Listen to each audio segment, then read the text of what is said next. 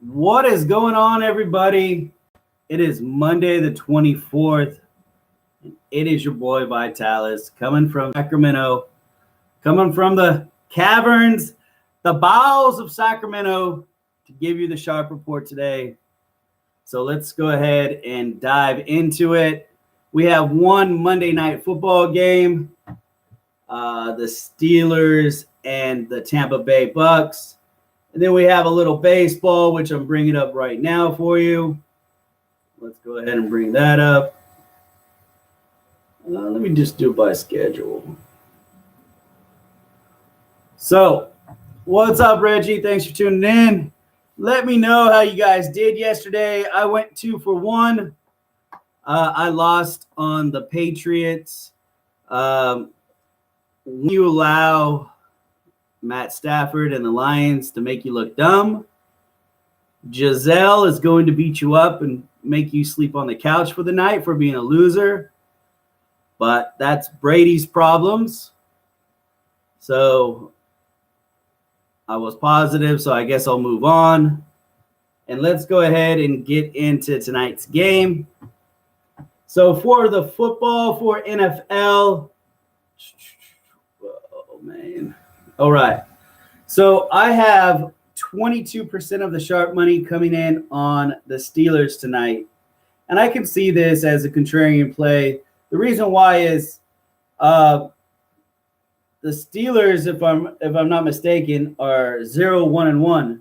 So they're not going to go like 0-2 and their season to be over. So I'm sure a lot of people are jumping on the Steelers. I'm showing money's coming in on the Steelers. 44% of the bets are on the Steelers and 66% of the money, showing 22% sharp action currently on the Steelers.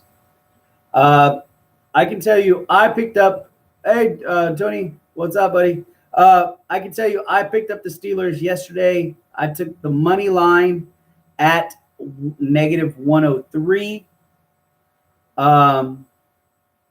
The Bucks were surging yesterday during NFL, so it actually got down to a pick 'em. So I picked up the Steelers at -103. I show the Steelers currently right now is at -2. So be careful on that number. Remember, there's magic numbers in the NFL. So I saw a pick 'em at that point, and I jumped on it. That's just going to be me. I'm just going to go with that contrarian style. Let me see what I have for the total for you. 1 second. I have 3% sharp money on the total on the over. Now, it opened at 50, and it's currently at 54. So when the money came in, it bumped it up to four more points, guys. That's quite a bit. So I think we've lost value on that situation. So there's I wouldn't go with the over at this point, unless you think they're going to score 55. But I don't know. Tonight, I think it's actually going to be a shootout. So let's say if Fitzmagic does his stuff and he puts the Steelers in a hole, then Roethlisberger loves playing from behind for whatever reason. He always finds his team behind. And then he comes back and wins it or ties it. Hey, what's up, Sean? So that's just Roethlisberger's MO. It's been like that for fucking years, right? I can't remember a time, maybe like 5 years ago, when the Steelers really had like a pound running game, where they actually had the fucking lead, like going into halftime and shit. There for the last couple of years, that they're always playing from behind, and that's just Roethlisberger's MO right now. So I think this is going to be a shootout, but like I said, the value is gone at 54. You should have jumped on it at 50, but take it for what it's worth. Let's go ahead and jump to NBA now. Sorry, MLB, not NBA. Let me bring that up for you guys. And we'll just go right down the schedule. If you guys want to talk about anything, you want me to look it up, please put it in the chat. I'll be happy to do it. Let me see here. Yeah, on Sunday, I'm sorry for not coming on and doing a sharp report on Sunday morning. The reason why is on Saturday, I was up all night watching the fucking Hawaii game, right? So I'm in West Coast time. So it was 9 o'clock here. That game didn't even end until like midnight or something, it felt like. Because after everyone was on Twitter talking mad shit. And I won that game. I had the under. So that's why I didn't do a show, because I was up all night and couldn't do a show and all this bullshit before NFL happened yesterday. But that was the situation. Let's go ahead and bring up MLB. I show a couple games, so we'll just knock them through real quick.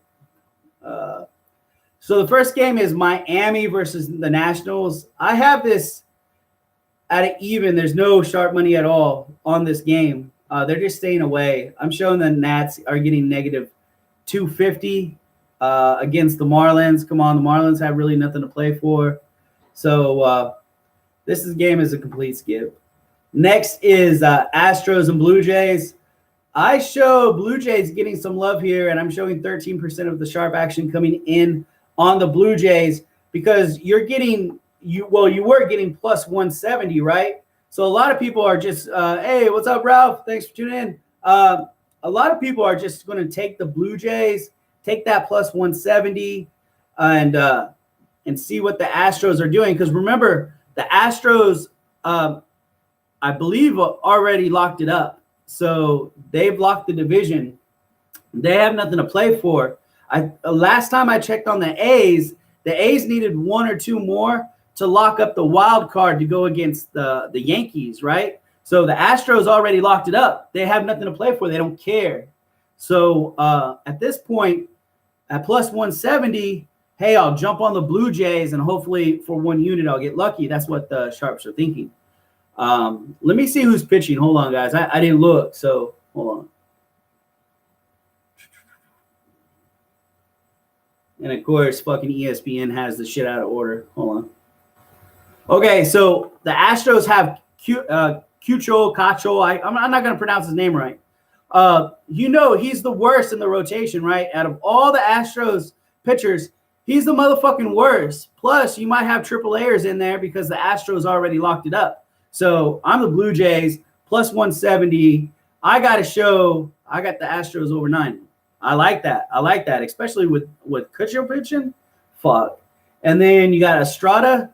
Estrada has an ERA of 5.57. Yeah, I like that over 9, Ralph.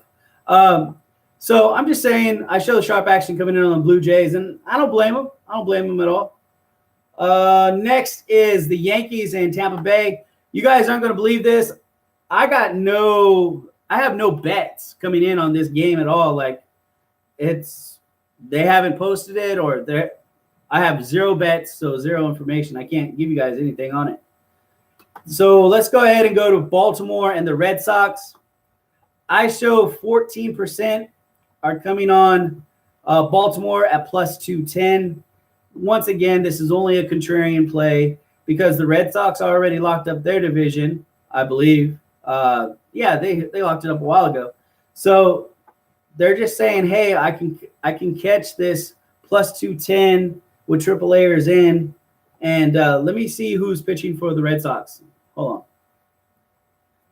on. Nathan Eovaldi. Yeah. So, yeah, they're just doing this as a contrarian play, guys, and hoping they cash in units. That's all they're doing. Next is the Pirates and Cubs. I show 4% is on the Cubs, so 4% lean on the Cubs at minus 157, give or take. 69% of the bets are on the Cubs and 73% of the money. They're playing down in Wrigley.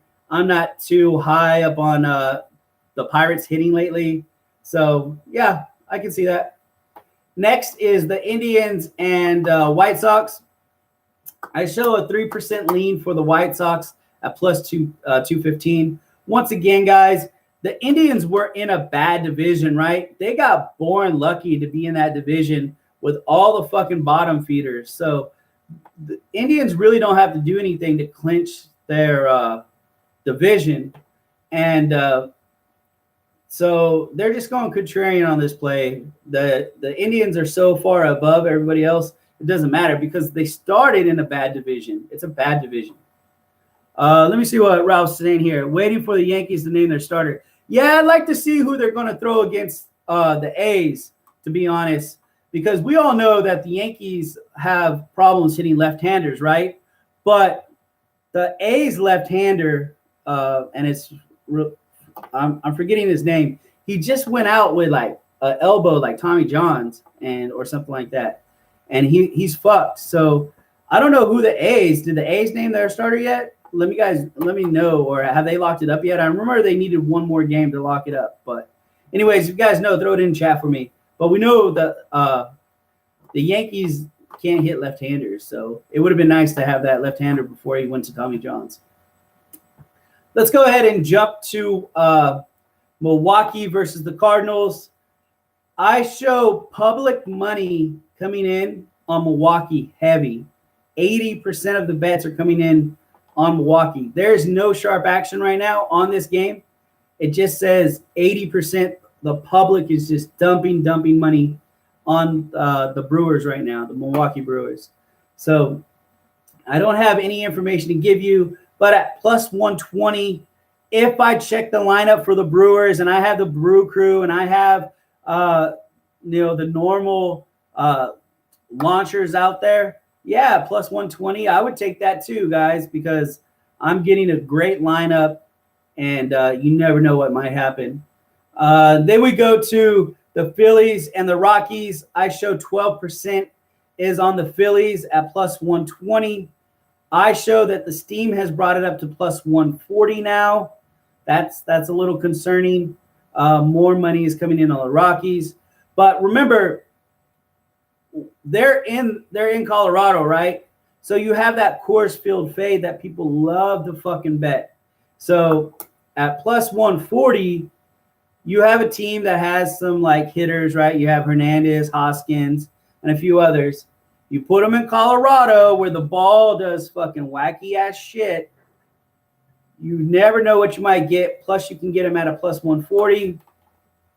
You never know. That's why people bet that shit all the time. And I show 12% lean for Philadelphia.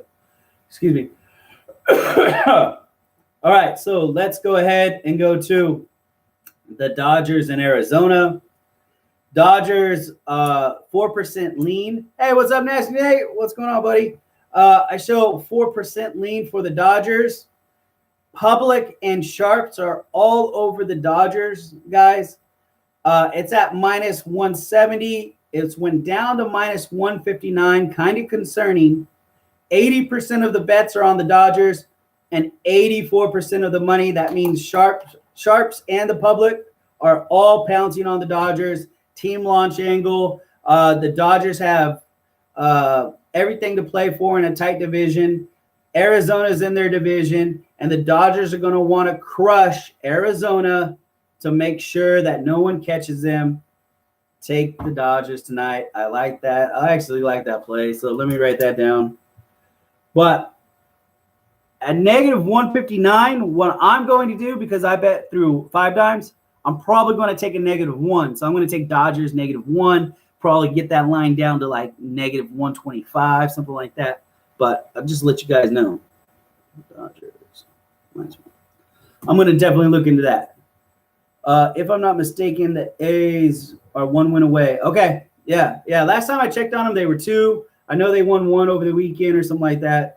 So they're still 1 away. But I don't think I'll have to look at the division leaderboard again, but I think they're at least 2 or 3 games ahead of whoever's below them. So let's go ahead and move to the Rangers and the Angels.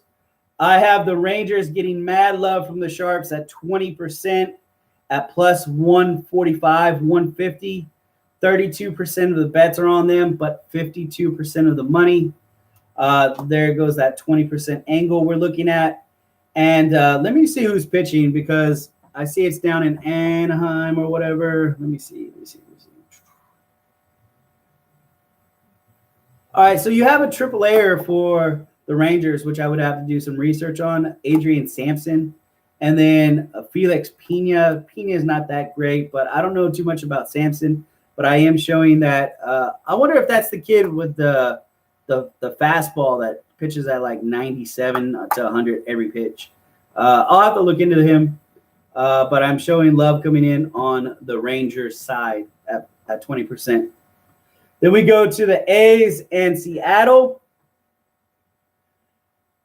This is a crazy line that I'm seeing here right now, guys. Now, you know that I'm a big A's fan, and I'm going to back the A's, but when the money talks, the money talks. I have the A's are at plus 105. The Steam has took them to plus 134. 68% of the public are jumping on the A's, but only 7% of the dollars are on the A's. 32% of the bets are on the Mariners, and 93% of the money, giving a sharp action of 61%. Guys, that's so high. I'm writing it down right now. I'm going to put you know what? I'm putting the bet in right now. I'm just going Mariners. I don't even know who it is. So you have Daniel Megden. Daniel Megden's back, I guess. And then James Paxton. 61% of the sharp money is coming in on Paxton right now. I don't even have to look anymore. I'm bringing up 5 times why I'm on with you, and I'm throwing, I don't know, $50 on the Mariners right now. It's that simple, guys. Let me double check. We can all do it together. One second.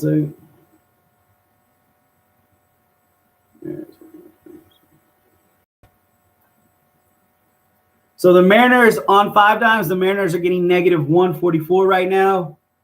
Let me see. I got about that much. All right. Oh, you know what? I can do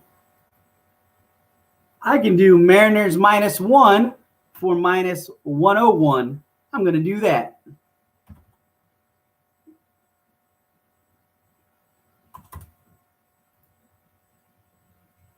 Boom.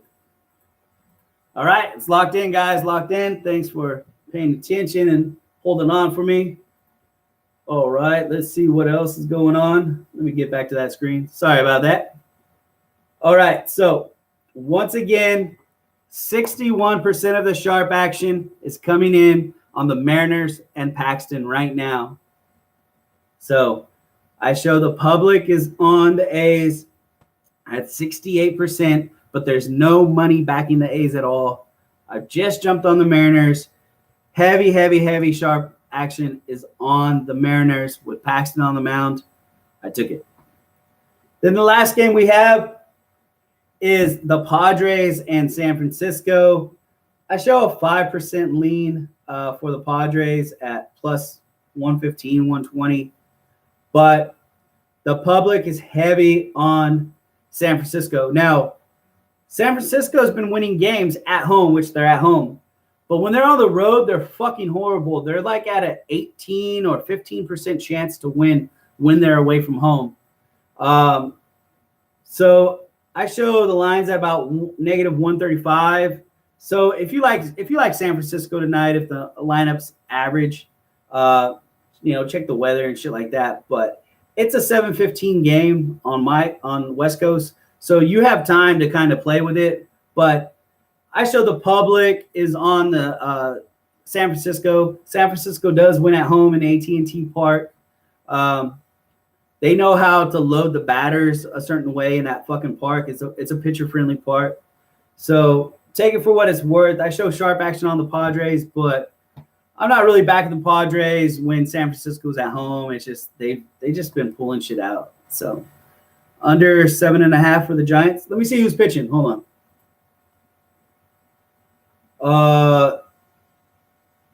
Well, I got Brian Mitchell pitching for the Padres and an ERA of 6. Let me see what I want to see his whip. Hold on, Brian Mitchell.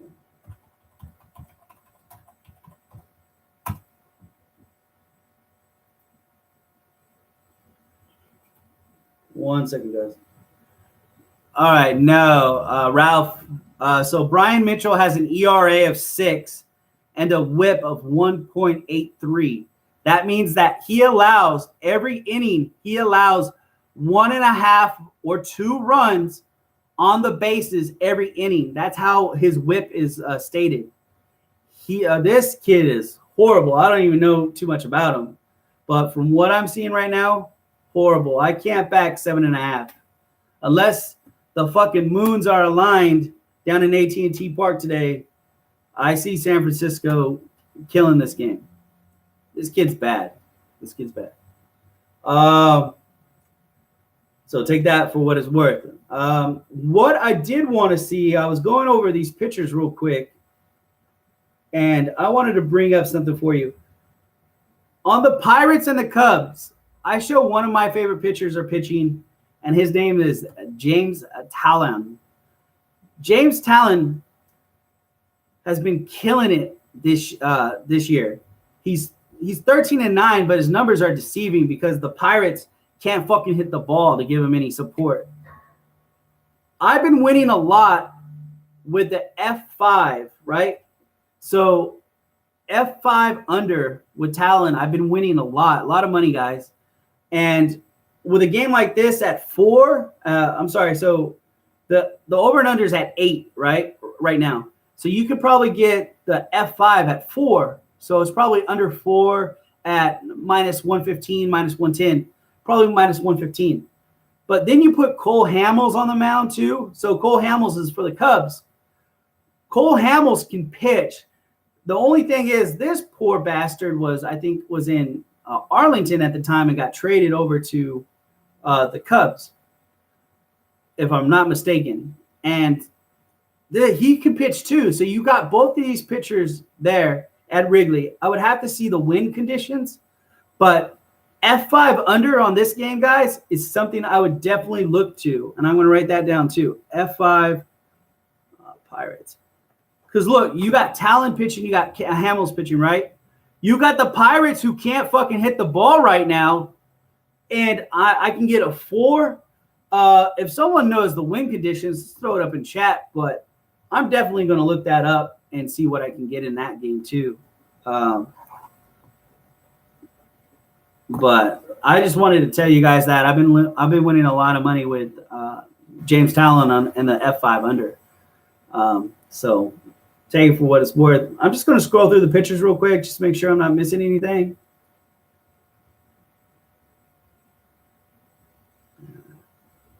I'm sure someone's going to see some. You got Kluber and Covey going today. I'm sure someone's going to say there's some value there, but